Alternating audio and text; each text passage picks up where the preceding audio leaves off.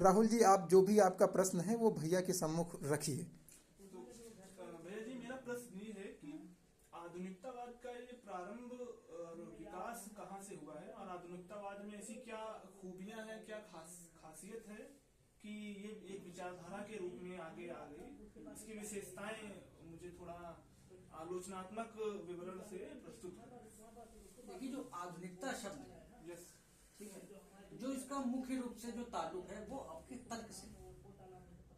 जब इंसानों ने अपना तर्क प्रयोग करना शुरुआत कर दी तो वो आधुनिकता, जिसको हम रैशनैलिटी बोलते हैं, वो यूरोप के अंदर 15वीं शताब्दी के अंदर पुनर्जागरण आ गया, जिसको हम बोलते हैं रेनेसां। रेनेसां के अंदर विज्ञान तर्क का प्रयोग होने लगा, वहीं से आधुनिकता का जन्म होता है। ये इंसान की ऐसी जिज्ञासा है जो कहती है हम सार्वभौमिक नियम को जान सके, यानी कि यूनिवर्सल लॉ। यूनिवर्सल मतलब हर कहीं अप्लाई होता है। मानववाद, आधुनिकता में मानववाद होता है, मतलब मानव केंद्रित है। ह्यूमनिज्म, ह्यूमन सेंट्रिक अप्रोच इसको बोलते हैं, व्यक्तिवादी। हाँ, पहले क्या होता था? धर्म, डिवाइन राइट थ्योरी, देवीय सिद्धांत, जो हमारी संस्कृति, कला, वो देवता, भगवान, उन सबको समर्पित होती थी। आधुनिकता में क्या है? मानव केंद्रित, और मानव केंद्रित के साथ एक ऐसा ज्ञान जो कि ऑब्जेक्टिव हो। ऑब्जेक्टिव यानी वस्तुनिष्ठ। वस्तुनिष्ठ मतलब आपके लिए भी वैसे ही सत्य है, मेरे लिए वैसे सत्य है। इसका मतलब ये टोपा है, आपको टोपा दिख रहा, मेरे टोपा है, आपके लिए टोपा है, आपके लिए टोपा है। इसका मतलब ये टोपा है, सबको ये लिए एक समान, सबको ऐसा दिख रहा है, टोपा है। मतलब सभी के लिए जो एक समान हो उसको बोलते हैं ऑब्जेक्टिव। आपने पेपर दिया हुआ एग्जाम का, तो उसमें ऑब्जेक्टिव क्वेश्चन आते हैं। ऑब्जेक्टिव क्वेश्चन, ऑब्जेक्टिव मतलब 4 ऑप्शन है, वो 4 ऑप्शन सभी के लिए होंगे, हाँ, इसीलिए उनको ऑब्जेक्टिव बोलते हैं। अच्छा। सभी के लिए एक समान, और हम वेरीफाई कर सकते हैं, हर आदमी उसको वेरीफाई, मतलब हम उसका परीक्षण कर सकते हैं कि हाँ ये वही दिख रही है, आपको भी वही क्वेश्चन दिख रहा है। 4 ऑप्शन सबके लिए बराबर है। 4 ऑप्शन बराबर। और एक होता है आत्मनिष्ठ, वो एक अलग विषय होता है। उसमें क्या होता है कि हम डिस्क्रिप्टिव लिखते हैं, अपने अपने उत्तर, अपने जवाब, अपने उसके अनुसार। व्यक्तिनिष्ठ होगी। हाँ, तो आधुनिकता का मतलब होता है वस्तुनिष्ठता से, ऑब्जेक्टिविटी। ऑब्जेक्टिव ट्रुथ मतलब एक ऐसा सत्य जो सभी पर लाए हो, सभी के लिए बराबर। एग्जाम्पल के तौर पे ये है टोपा, इसका वजन जितना यहाँ होगा वही अमेरिका में होगा, वही हर जगह अप्लाई होगा। जो गुरुत्वाकर्षण बल, वो क्या होता है? 9.8। हाँ, तो वो जहां पे है वो हर जगह अप्लाई होगा, ग्रेविटी हर जगह अप्लाई होती है।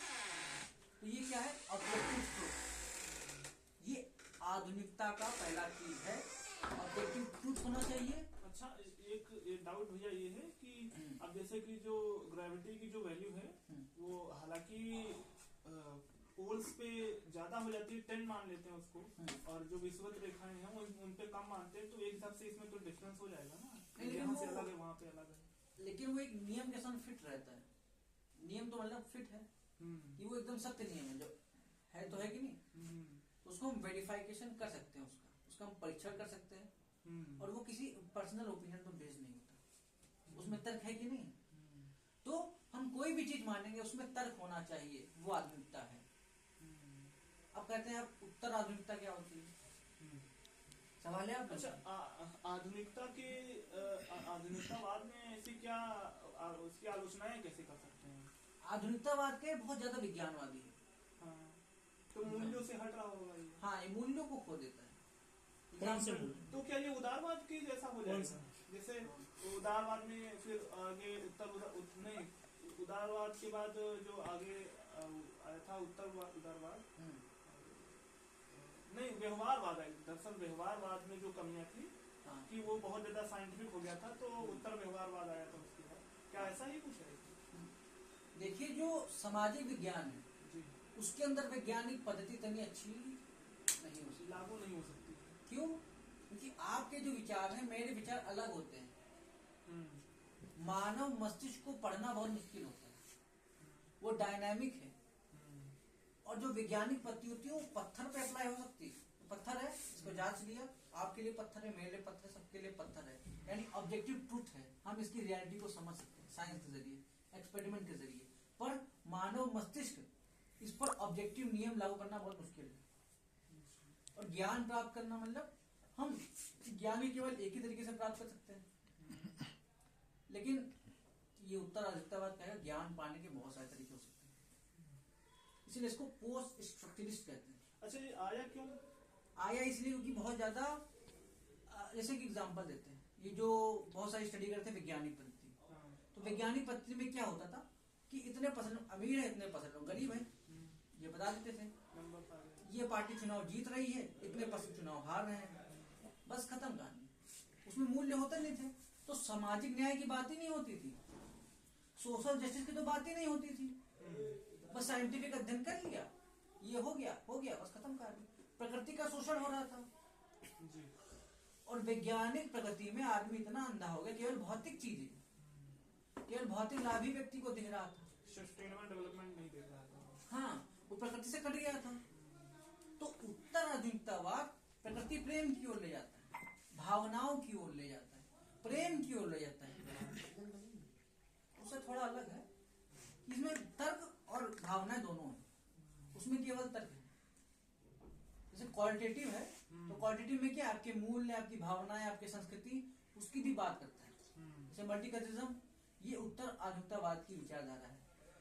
पोस्ट मॉडर्न नारीवाद, वो कहता है कि हर सिद्धांत हर महिला पे लागू नहीं होता, काली महिला के मुद्दे अलग होते हैं, गोरी महिला के मुद्दे अलग होते हैं, भारतीय महिला के मुद्दे अलग होते हैं, महिलाओं का शोषण भी कई तरीके से हो सकता है। मतलब भैया पोस्ट का क्या मतलब है? पोस्ट उत्तर शब्दावली में क्या अंतर है?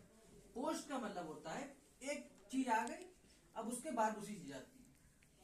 तो उसमें कोई कमियां हुई होंगी, तो उन कमियों को पूर्ण करने के लिए उत्तर में आता है जो भी आता है मेरे। हाँ बिल्कुल, कि हर व्यवस्था के बाद उससे अच्छी व्यवस्था आ जाती है, मतलब विकास होता रहता है। तो जो उत्तर आधुनिकतावाद है उसकी विशेषताएं वही होंगी जो कि आधुनिकतावाद की कमियां होंगी। बिल्कुल। तो एक कमी तो इसमें आपने बताया जैसे कि विज्ञान की हो गई, दूसरी क्या कमी हो सकती है? दूसरी कमी यह है कि बहुत संकीर्ण ज्ञान की पद्धति है, संकीर्ण ज्ञान कि मतलब ये उसे ही ज्ञान मानेगा जो हम अपने इंद्रियों से दे सकते हैं, बाकी का नहीं देगा, और जिसको हम साबित कर सकते हैं। कुछ चीजें आप साबित नहीं कर सकते। अब ईमानदार हो, ईमानदार है तो उसको साबित नहीं कर सकते, साबित नहीं कर सकते। आप कितना प्रेम करते हो किसी लड़की से, साबित कर सकते हो? क्वांटिटी में नहीं कर सकते। कोई लड़की किसी को धोखा दे दी, साबित कर सकते हो क्या? नहीं कर सकते। तो ऐसी चीजें जो मानवीय मूल्य हैं, उनकी ये बात नहीं करता जी, है कि नहीं? तो जहाँ पे मूल्य आते हैं, जहाँ पे विचार आ जाते हैं, जहाँ पे चेतना जो डाइवर्स होता है, इसीलिए उत्तर आधुनिकतावाद कहता है कि कोई भी ऑब्जेक्टिव ट्रुथ नहीं होता है, ज्ञान हमेशा सापेक्ष होता है। सापेक्ष मतलब कंटेक्स्ट के अनुसार, कॉन्टेक्स्ट के अनुसार होता है। संदर्भ के अनुसार ही ज्ञान हमें देखना चाहिए। अगर हम कहते हैं महिला, तो कैसी महिला? भारतीय महिला, अफ्रीकी महिला, वो महिला कौन सी महिला भौतिकवादी है, कौन सी महिला कहते हैं सब महिलाएं किसी नहीं होती, ये उत्तर है, सभी महिलाएं ऐसी हैं। उत्तर कहेंगे कुछ महिला गोरी हैं, कुछ महिला काली हैं, कुछ महिला दिल से अच्छे व्यवहार चरित्र से प्रेम करती हैं, कुछ महिलाएं भौतिकवादी हैं। हाँ, तो मतलब महिलाएं भी अलग तरीके होती है। उत्तर आधुनिकता एक और चीज है, आधुनिकता में बाइनरी होती है, ए और बी, या तो सच या तो झूठ है। मतलब ए और बी, महिला या पुरुष। भारत का प्रधानमंत्री कौन बनेगा? महिला या पुरुष बनेगी। लेकिन उत्तर आधुनिकतावाद कहेगा भारत का प्रधानमंत्री महिला, पुरुष, गे, लेस्बियन, सेक्सुअल, ट्रांसजेंडर सब बन सकते हैं। LGBTQ में जितनी भी कम्युनिटी, हाँ, मतलब बहुत डाइवर्स हो गया। आधुनिकतावाद में केवल मानव की बात होती है, मानववाद की बात आधुनिकता में होती है। अब पर्यावरण की बात होगी, समुद्र की बात होगी, जीवों की बात होगी, बहुत सारे लोग हैं। तो मतलब इसको post industrial society, post human society भी कहते हैं, क्योंकि भाई हमें इंसानों से के साथ साथ जानवरों से प्रेम करना चाहिए, पर्यावरण से प्रेम करना चाहिए, इन सब की बात कौन करता है? Deep ecology. और मॉडर्निज्म में क्या है? ज्यादातर बहुत ज्यादा भौतिकवादी था ये आधुनिकतावादी। अब हम कंज्यूमरिज्म था, उपभोक्तावाद था, ये सब जो भौतिकवादी प्रवृत्ति थी, इनसे बचने के बाद पोस्ट मॉडर्निज्म एक ऐसी अवस्था जिसमें हम आनंद, आराम, प्रेम, मूल्यों की बात करते हैं, पर्यावरण की बात करेंगे, मानव की बात करेंगे, प्रेम की बात करेंगे। और हम केवल प्रेम किससे, केवल मानव से नहीं, जानवरों से, पेड़ों से, पौधों से, सबके साथ। तो ये क्या है, कल्चर पे भी वापस आ जाएगा। तो ये सब उत्तर आधुनिकतावादी मूल्य हैं। विचारधाराएं कौन सी होंगी, नव मार्क्सवादी, ये उत्तर आधुनिकतावादी मूल्य हैं, ये आधुनिकता की आलोचना करते हैं। प्लस बहुसंस्कृतिवाद। बहुसंस्कृतिवाद क्यों, कि हर संस्कृति के भी अपने अधिकार होते हैं, यूनिवर्सल अधिकार नहीं होते, सबके सब्जेक्टिव अधिकार होते हैं। विल्की मिल्का कहती है कि आदिवासियों के अलग अधिकार होते हैं, हर किसी के अलग अलग अधिकार होने चाहिए। बेसिकली बात ये होते हैं मल्टीकल्चरलिज्म। हाँ, और एक होता है, आप देखोगे मल्टीकल्चरलिज्म के साथ एक और अधिकार है नारीवाद। तो पहले जो नारीवाद था वो यूनिवर्सल सिस्टमहुड की बात करता था, पूरी विश्व की महिलाएं एक हैं। पर उत्तर आधुनिकता नारीवाद कहता है काली महिला के अलग, गोरी महिला के अलग, पतली महिला के अलग, किसी का शोषण रंग के आधार पे हो रहा है, किसी का शोषण धर्म के आधार पे हो रहा है, किसी का शोषण जाति के आधार पे हो रहा है।